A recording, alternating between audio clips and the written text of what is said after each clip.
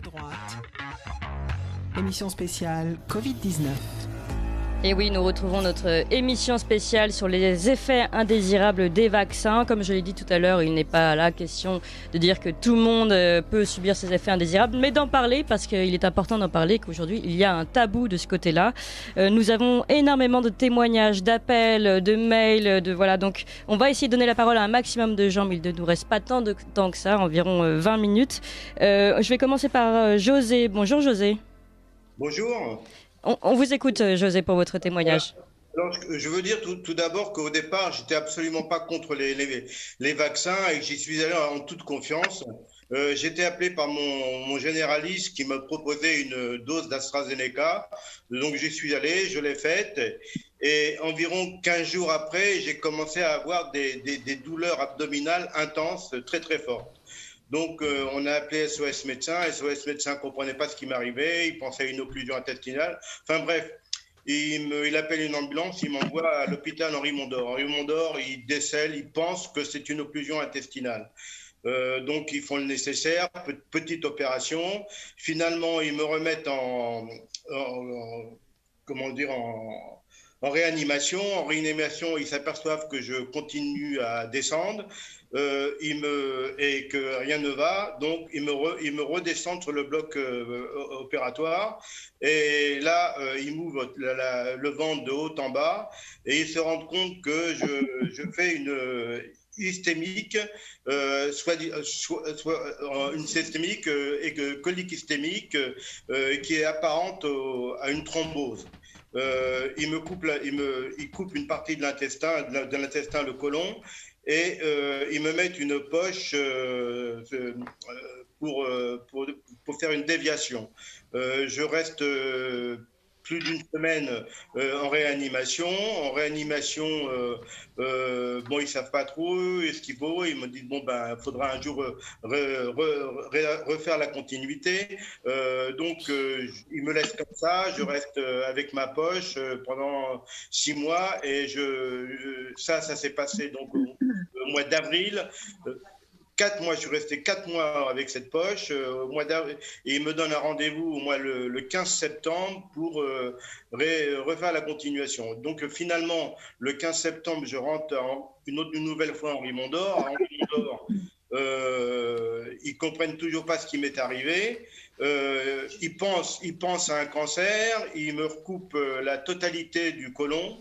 Et me raccorde carrément l'intestin grêle directement sur les 15 cm qui me restent de côlon. Ils font l'analyse du côlon qu'ils ont enlevé, ils se rendent compte qu'il n'y a absolument pas de cancer, qu'il n'y a rien. Alors, attendez. Là, on a un problème de son. José, allez-y, on vous écoute. Oui, et oui. Ils comprennent toujours pas ce qui m'est arrivé. Ce qu'ils savent, c'est qu'il n'y a pas de cancer, qu'il n'y a jamais rien eu, que finalement, donc, je me retrouve maintenant sans côlon, avec tous les problèmes que ça impose. Voilà, donc nous avons donc fait créer un dossier que nous avons envoyé à Pharmacovigilance. D'accord. Et qu'est-ce qui a été dit ? Alors, ça a été fait, ça, au mois d'août, parce qu'à Pharmacovigilance, ils me demandent de leur envoyer le rapport de la chirurgienne qui s'est occupée de moi. On envoie le dossier et après, plus de nouvelles. Fin août, j'entends aux informations que le pass sanitaire va être obligatoire. Donc, j'envoie un mail à Pharmacovigilance, je dis, dans mon cas à moi, qu'est-ce que je dois faire pour avoir ce pass sanitaire ?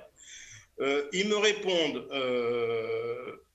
peut-être 8 jours après, que dans mon cas à moi, la seule solution maintenant, c'est de faire des tests antigéniques ou PCR.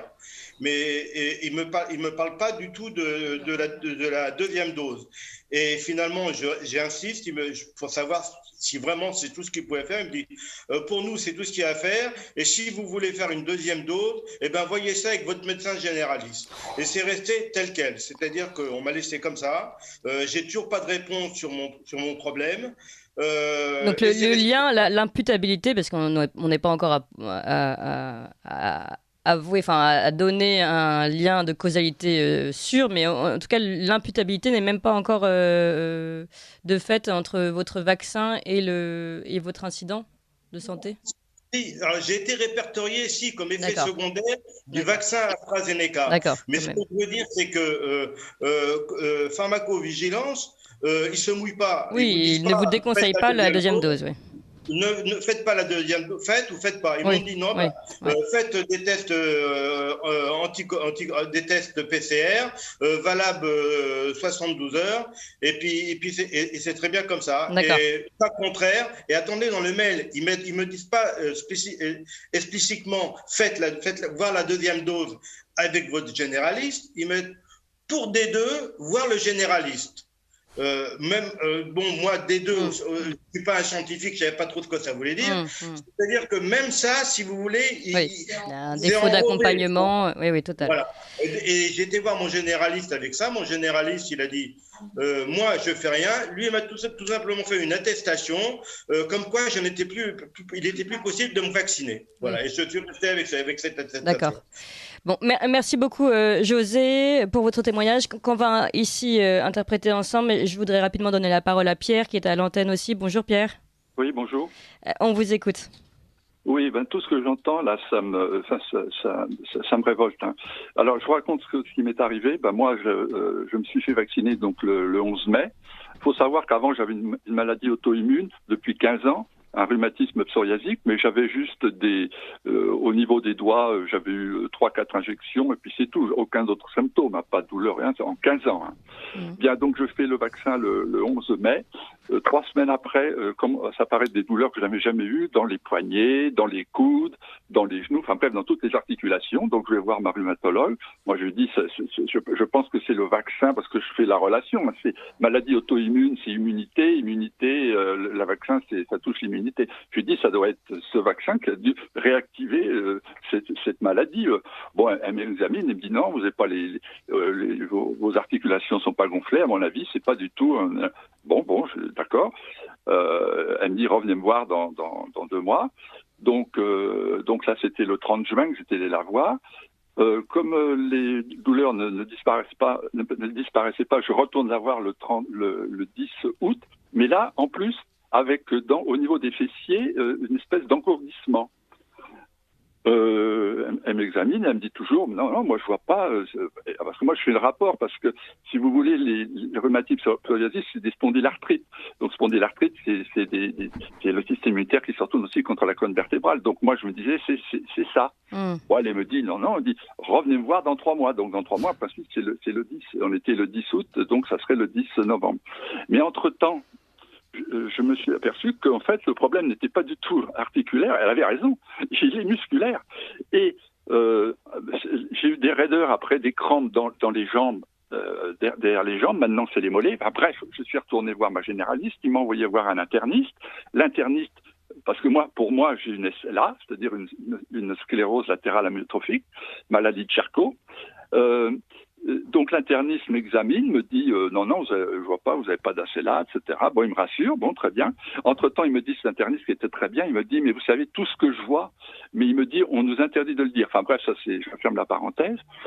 Et c'est important. Donc, pardon ? C'est important, cette parenthèse. Ah oui, c'est très important. Mais bon, c'est un jeune, mais j'ai super compris. Il m'a dit, moi, vous savez, je vois des choses que je n'ai jamais vues, mais bon, on nous dit de ne rien dire, quoi. D'accord. Hein, parce qu'ils risquent leur carrière. Alors, Pierre, ce qui vous est arrivé, vous êtes sûr que d'après vous, c'est lié au vaccin ? Écoutez, on me dira, mais non, ça n'a rien à voir, mon pauvre monsieur, c'est un hasard. Hein, mais enfin, quand j'entends parler de maladies neurodégénératives tout à l'heure, là, c'est-à-dire sclérose en plaques, etc., il faut savoir que la SLA, c'est pareil, c'est neurodégénératif. Hein. Donc, je fais tout à fait le rapprochement. Bon, pour l'instant, c'est pas encore diagnostiqué parce que on m'a envoyé voir après le neurologue. Le neurologue m'a fait un EMG. Elle m'a dit non, tout va bien. Vous n'avez rien. Je fais après une IRM du cerveau, rien. Sauf que les symptômes sont toujours là, ça continue. Donc là, on m'envoie voir la grande spécialiste sur Clermont-Ferrand. Hein, parce que moi, les muscles ne fonctionnent plus correctement, si vous voulez. Hein. Ça se contracte, mais ça se décontracte plus. Donc, c'est vraiment les symptômes. Et puis, j'ai des fasciculations, etc. Donc, pour moi, vous voyez. Donc, moi, ce que je veux dire, c'est que là, moi, si c'est ça, ma vie est foutue, si vous voulez, parce que là, il n'y a rien à faire. Et puis, il me reste quelques mois à vivre. Hein. Donc, je veux dire, on m'a volé 17 ans de ma vie, parce que moi, j'y suis allé en toute confiance faire ce truc-là.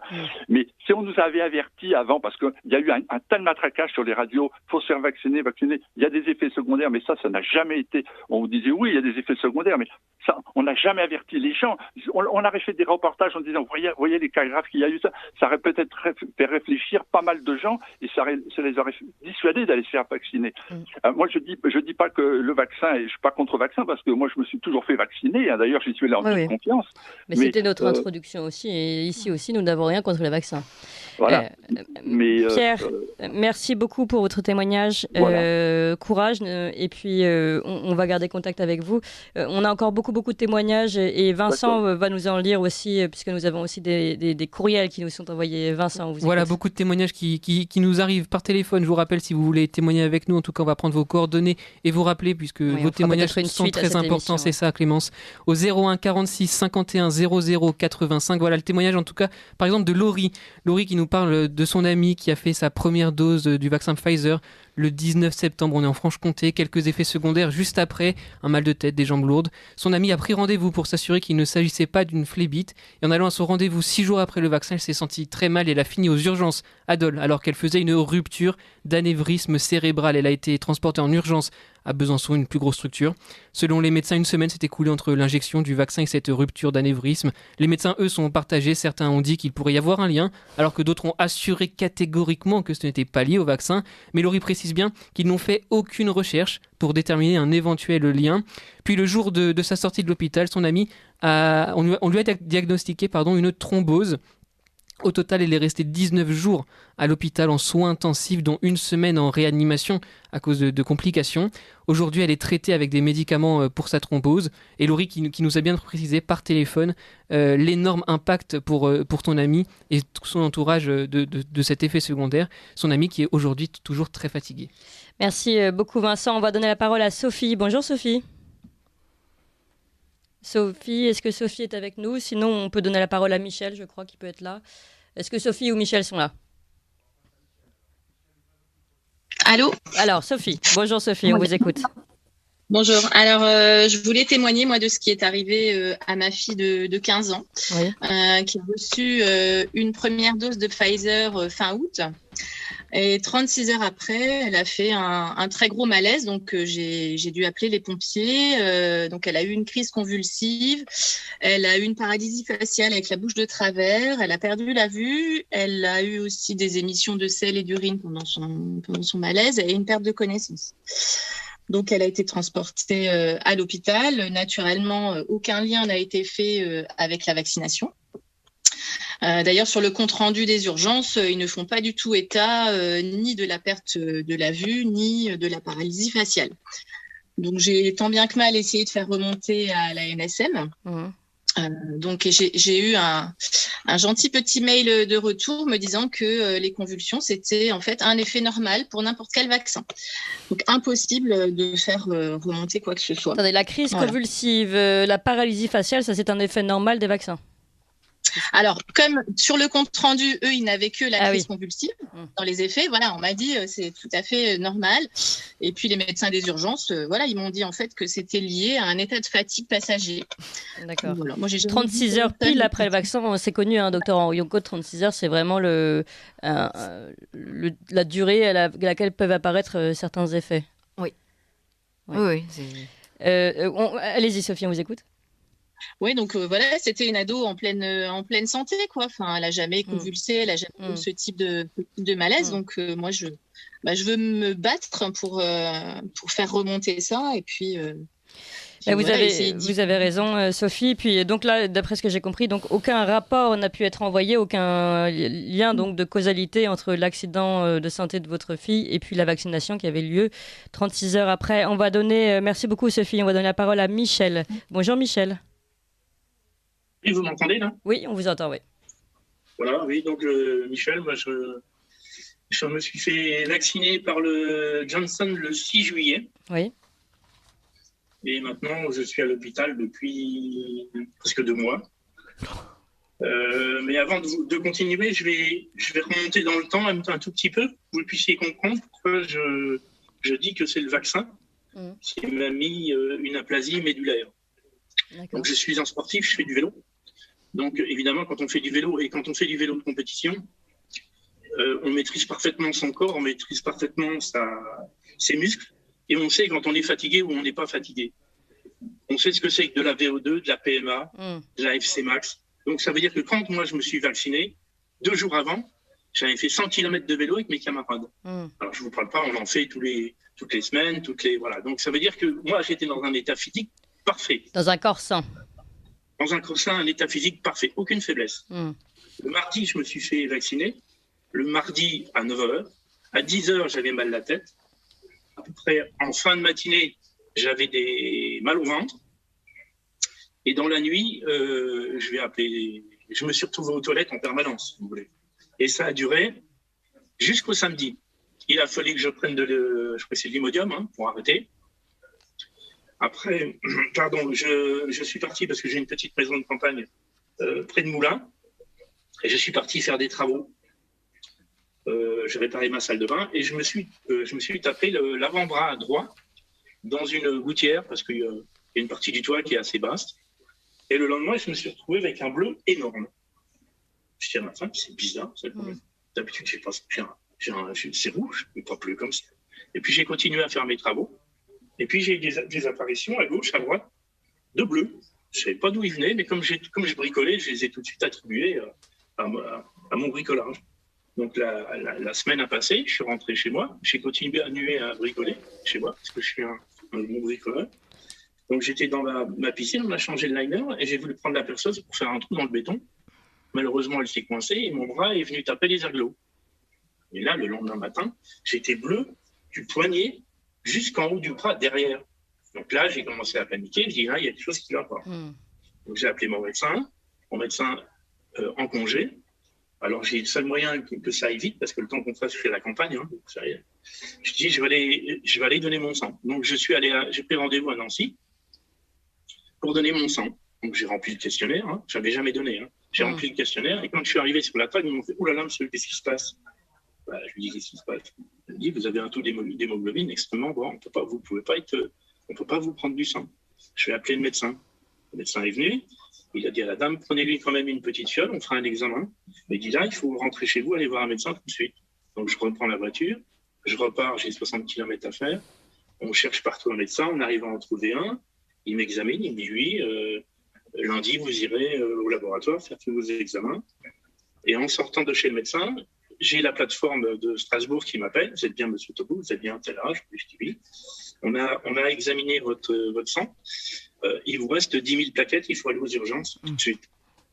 Ce que j'ai fait. Donc je suis allé aux urgences. Je me suis un petit peu battu pour rentrer, vous savez ce que c'est pas évident. Et donc ils m'ont fait retéléphoner à ce médecin pour être sûr qu'il y avait bien quelque chose. Donc, ils ont parlé entre eux, ils m'ont admis aux urgences. Et quand ils m'ont retesté 2 heures après, j'avais plus que 4000 plaquettes. Donc là, ils ont appelé le centre d'hématologie de Nancy et ils m'ont transféré des plaquettes. Et vers minuit, je me suis retrouvé donc ici dans une chambre en hématologie. Ils m'ont gardé une semaine, ils ont fait des tests. Bon, pour eux, c'est compliqué à dire, mais moi je leur disais que c'était le vaccin, eux ils disaient que c'était autre chose, donc je ne sais pas pourquoi ils se sont mis dans la tête que j'avais une leucémie aiguë. Donc ils m'ont fait tous les tests, mélogramme, biopsie, évidemment ils n'ont rien trouvé. Ils m'ont remis des plaquettes, ils m'ont laissé repartir.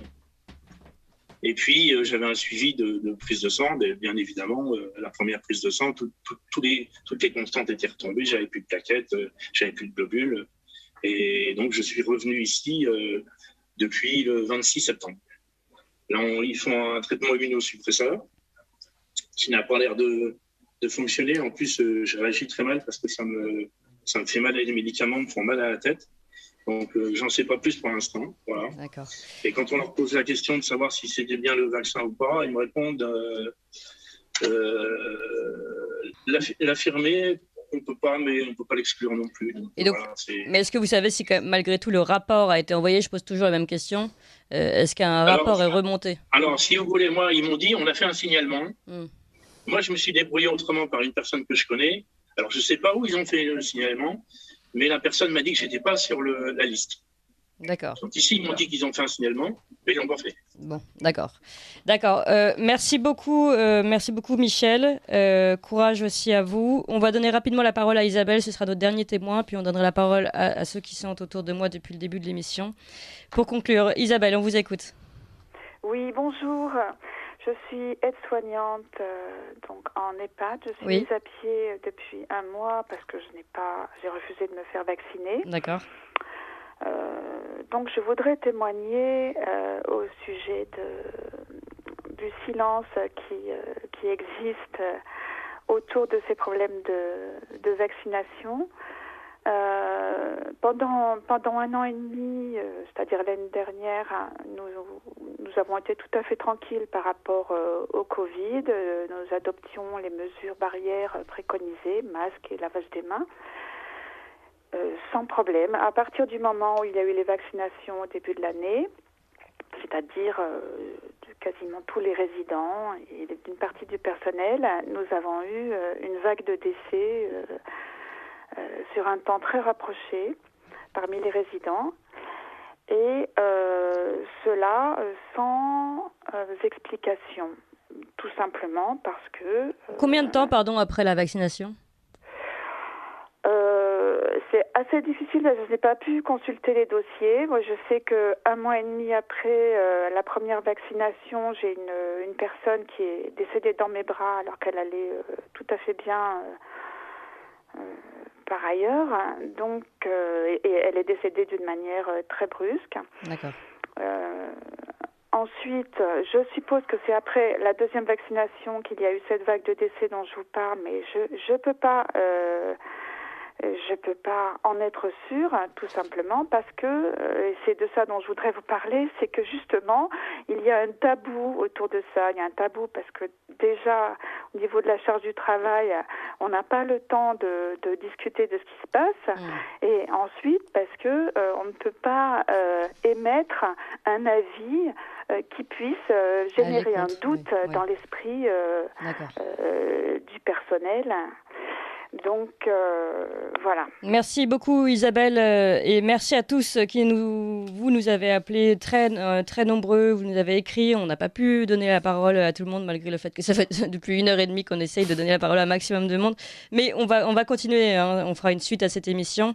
Je voudrais reprendre d'abord le docteur Alexandra Orionco, là on a eu beaucoup de témoignages, on n'a pas pu tout interpréter, je ne sais pas s'il y avait des témoignages sur lesquels vous souhaitiez réagir. Il me semble que mettre un tout petit peu d'ordre dans tout cela est important parce que c'est vrai que ça donne le tournis. J'ai l'impression qu'on a parlé des atteintes donc neurologiques de type typiquement convulsions, paralysie. Donc ça, on en a déjà parlé. On va dire neurodégénérescence et paralysie. On a parlé du système immunitaire finalement d'inflammation, de maladies auto-immunes, notamment par ce monsieur avec ce témoignage tout à fait dramatique. Et en plus, il était vraiment... moi, j'admire le courage de tous la dignité et le courage de tous ces gens qui ont témoigné dans votre émission. Donc ça, il faut qu'ils sachent que des maladies de Crohn, des colites ulcératives, des maladies cœliaques ont été rapportées dans les effets indésirables. On a parlé de thrombocytopénie, c'est-à-dire de raréfaction de troubles sanguins, de raréfaction des plaquettes. On a parlé de myasthénie, finalement de fatigue musculaire importante, d'aplasie médillaire et puis de rupture d'anévrisme. Et ça m'a touchée d'autant plus que moi aussi, dans mon entourage immédiat, j'ai une petite fille de 21 ans qui a été retrouvée morte dans son canapé par son papa, ayant vécu une rupture d'anévrisme et ils ont tous refusé dans la famille que conceptuellement ça puisse être lié au vaccin qu'elle avait pourtant eu, je crois, 3 ou 4 jours avant. Et puis, on a parlé des effets indésirables qui altéraient aussi les sens. Et on a peu parlé, mais c'était quand même ce qu'on entendait.